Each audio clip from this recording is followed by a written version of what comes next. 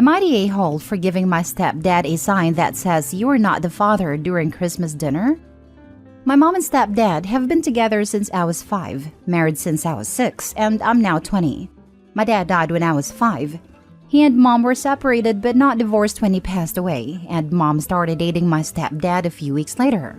I met him about 5 months after my dad died, and he moved in with us after a year, and they married 14 months after that.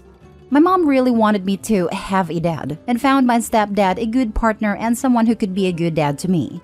Only I never wanted another dad. So, I always called him by his first name and referred to him as my stepdad. He and I have butted heads over this a lot, as he thinks I should be his daddy's little girl. I think it's crazy that he feels I owe him that, and owe him from the start. It annoys me how often he likes to bring up that my dad's dead, and the fact I hardly remember him, because a lot of my memories faded with time. And when I was 7, my grandpa died, who raised my dad after my grandma died when dad was a baby. So, I lost all contact with that side. The older I get, the worse it gets. And even with 3 boys, he is still focused on me being his little girl. I have told him that I appreciate him, but I won't ever call him dad. I spent a lot of time with my mom's parents as a kid and have a bedroom at their house. We had Christmas at their house this year, and all morning my stepdad was bringing up these stories of adult stepkids asking stepparents to adopt them, and on, and told me I would be asking him soon enough after all these years. He found this article on Facebook about a woman asking her stepmom to adopt her, where she talked about it being insulting to call her stepmom, because she was always a mom to her. He said that was him with me, how I only ever had him as a dad, etc. It got on my nerves. I told him to stop. So did Grandma, who told him nobody wanted to hear about that at Christmas, but he would not let up. So, I went up to my room at my grandparents', grabbed some old art supplies I still had there, and made a sign that said, "Jason, you are not the father of Gracie." Thank the Morris show and how that was like a meme for a while. When dinner was ready, I brought down the sign and gave it to him and told him whenever he needs to remember, he can look at it and adjust his expectations. He was angry. My grandparents and half-brothers laughed. The oldest of my brothers actually said his dad needed something like that because he never seemed to understand it. My mom tried to calm him down, but he told me I was an ungrateful and disrespectful little girl who would be sad when he finally gives up caring about me. I told him I never asked him to annoy me, but to accept I will never call him dad and will never allow him to adopt me. I told him we could be close if he just accepted I don't see him as my dad. My mom wants me to apologize, but my grandparents think he should apologize for always pushing. Am I the a-hole? Now for the top comments. Not the a-hole. Normally, I would have thought the sign was a bit much, but apparently he would not get the message even after being told repeatedly, and even after 15 years. He seems to have real control issues. I thought the same thing. This man isn't upset about her not wanting to be his daughter. He's upset he can't control her. Not the a-hole. Creepy AF. Your mom should have shot this down ages ago. What's up with this fixation? I am thinking, specifically because of the adoption language, that he is wanting validation and praises from others about everything I did for this child. In other words, I think this is a savior complex, and he wants recognition for his good deeds of saving this poor girl who lost her father, and then resentment for not getting it. OP, not the a-hole. Step needs to grasp reality and get over his ideas of how he needs to be validated by you and others for his perceived acts of heroism regarding you. Stay strong. Not the a-hole. Jason is super disrespectful of your dad's memory. Yeah, that pisses me off more than anything. Next story. Am I the a-hole for not accepting and opening gifts from my mom and her family? My 16 male parents divorced when I was 6. Mom remarried when I was 8 or 9, and her husband has 2 kids, 12 and 14, with his late wife. They were always favored. They got more attention and more gifts. I complained, but was always told they lost their mom. After some time, my mom adopted them, which I hated, and everyone still used the same excuse. It all came to head this November at my birthday. I got half the value of gifts than them for their birthdays. I was angry and argued with my mom and her husband. In the end, I told them that I don't want gifts from them and the rest of my mom's family ever again. Neither for my birthday nor any holidays. I am done. For Christmas, I am with my mom at the morning and then go to my dad and stepmom in the afternoon. When I woke up, I went downstairs to make me some breakfast and the kids were already opening their gifts and mom told me to open mine. I told her I don't want any gifts and to just distribute them to others and went to the kitchen to make breakfast. Mom, her husband and grandparents came after me and told me how ungrateful I am and to just open the gifts. I argued with them. Things were told, people were offended, and I went to my room and locked it. I waited till my dad came and just sneaked out of the house. I told my dad what happened and he told me I should just open the gifts. I got some text from my mom's side how I ruined Christmas and made my mom cry. She texted me and begged me to come home, but I told her I'm not coming till 2nd of January when my school starts. Should I have just accepted the gifts or am I the a-hole? Not the a-hole. You were clear in your expectations. You expected equal treatment, didn't receive it, and let them know you'd no longer tolerate it. It's a shame your mother allows and encourages this. Do you live with her? Can you stay with your dad? And I'd point out that you didn't ruin anything. Her treatment of you ruined things, and I'd even ask her why she cares so much. Thank you. My school is in my mom's city, so I'll live with her. My dad is in another city 40 minutes away. I still have 2 years to go. I hope I make it. There is always tension in my mom's house when I'm there. We went to family therapy, but I always felt I was being gaslighted by everyone. I'm just done. Not the a-hole. Enough with their BS. Instead of the presents, imagine your mom and stepdad are serving you a disgusting soup every year. You taste it year 1, you don't like it, and it makes you sick. Next year, same. At this point, you know how the soup is going to taste and how you're going to feel. No need to subject yourself to this experience.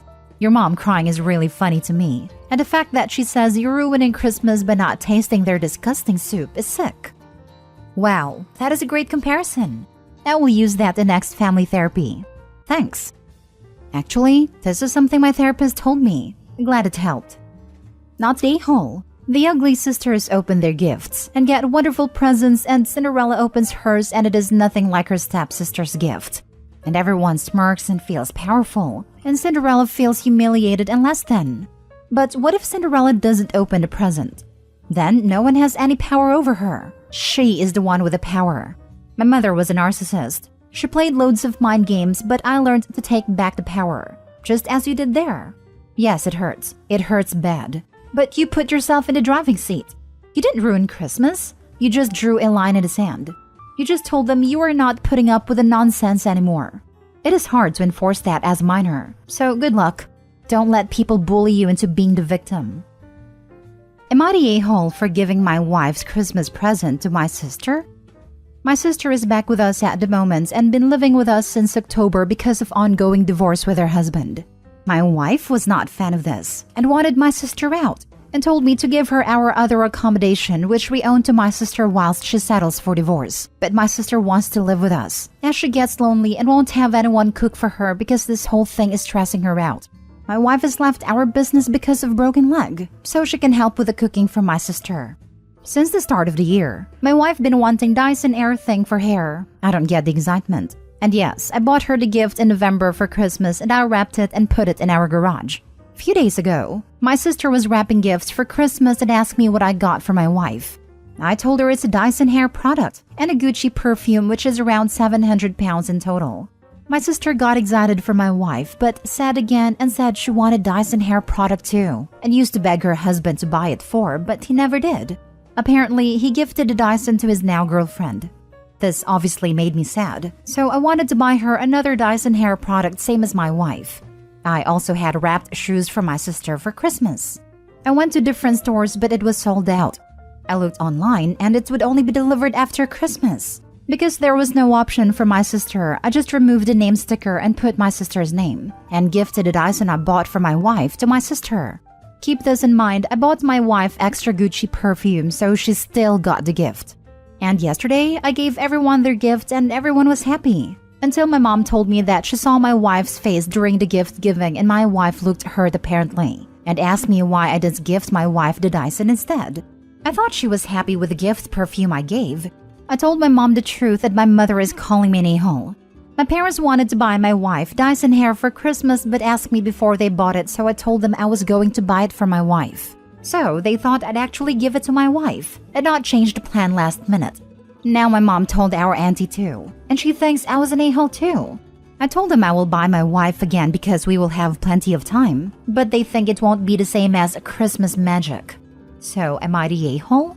Edit. My sister did not live with our parents because they live up north in Scottish Village. We live in England because our business is in England, and my sister works here and her work is 20-minute drive away from where we live. My wife can walk. She doesn't need crutches. The reason she left our business was because of broken leg, but she's mobile. But she decided to rest after her cast was off. Now for the comments. You're the a-hole, but thanks for explaining quite clearly why your sister got a divorce, and why you'll get one soon too. This. Oh my goodness. You're the a-hole. First off, how is it fair to anyone that you make someone else happy on another person's account? Poor wife. She has a guest in her house against her will, for whom she is also cooking for, because apparently the sister is just very, very sad. And now she has to compromise on her gifts too. As the comment said, we can clearly see why she got divorced, and why her marriage will be rocky too. Jesus Christ. Obviously, you're the a-hole. Think of it this way. Your sister wanted her husband to buy her something and he bought it but gave it to someone else. You think he is wrong for doing this. Then, your wife wanted you to buy her something and you bought it but gave it to someone else? What the heck is wrong with you? Adding that onto the fact that you've moved your sister into your home without your wife's approval. And now you expect your wife to cook for your sister. She's a grown woman. She can cook for herself. And if your wife doesn't want her there, she should never have moved in. Why do you care more about your sister's feelings than your wife's? Even your own parents see that you're being a bad husband. How are you this dense? Guess the sister can keep Opie company during his divorce. Opie is such an a-hole. If he keeps it up, wife don't stick around. Sister can't cook. They will need a new maid who will get no more presents. The sister can't cook because she has the SADS. Wife with a broken leg can cook for the sad sister. If I were the wife, I know where I'd stash the crutches when I was done with them. Last story. Am I the a-hole for saying no to my in-laws taking our kids to Disney? My male 28, wife female 28, and I have 2 daughters, 6 and 5 years old, which is prime Disney age. They're both super into princesses and all that. We've talked about taking them to Disney over the next few years as we know they'd love it. My wife has never been before, and I've only been once when I was 10 years old. It was definitely a memorable trip for me, as my family had to save up a while for it. We've always known that Disney would be our big trip with our girls. In July, my father-in-law got diagnosed with prostate cancer. After a few rounds of chemo and some rather intense days at a hospital, it's only gotten worse. It's spread across to other organs in his body, and rather than trying to suffer to fight it, he's opted to just not do chemo and try to live with what time he has left. As a result, him and my mother-in-law have decided to make more memories with family. One of these memories is to take our daughters to Disney and surprised them with a trip yesterday during Christmas. At first, I thought my wife would be against it as well. We've always said we've wanted to get to experience taking them and seeing their faces. However, I found out that my mother-in-law cleared it with my wife last month. My wife didn't tell me because she thought I would be surprised and excited for our daughters. I sat through all of the rest of the night, but when we got home, we had a serious discussion about it. I told my wife that I didn't want our daughter's first trip to Disney to be without us. She suggested we go along, but the trip is in February, and booking flights plus hotel plus tickets for just my wife and I for the time they're all going is still going to be almost $5,000. I told my wife that we have to talk to her parents and decline the trip, but my wife is saying that I'm being selfish and heartless by robbing our daughters of this experience and robbing them of a core memory with my father-in-law before he passes. Am I being out of line here? You're the a-hole. Your wife is right. I understand your disappointment in not being the first to take your kids to Disney, but these are special circumstances. Their grandfather / your wife's father is dying and wants to create memories with his grandchildren that will last once he is gone. It's small-minded and selfish to take that opportunity away from him and your children, just so you can be the first to have the experience with them.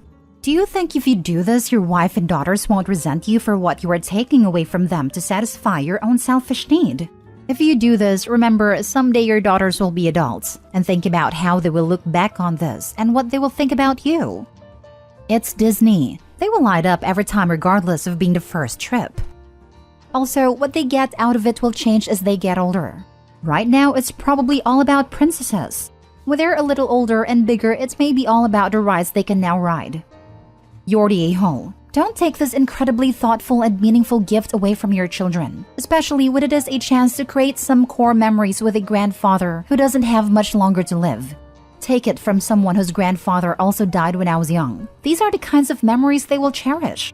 It would be incredibly selfish to take this away from your children. And also from your wife.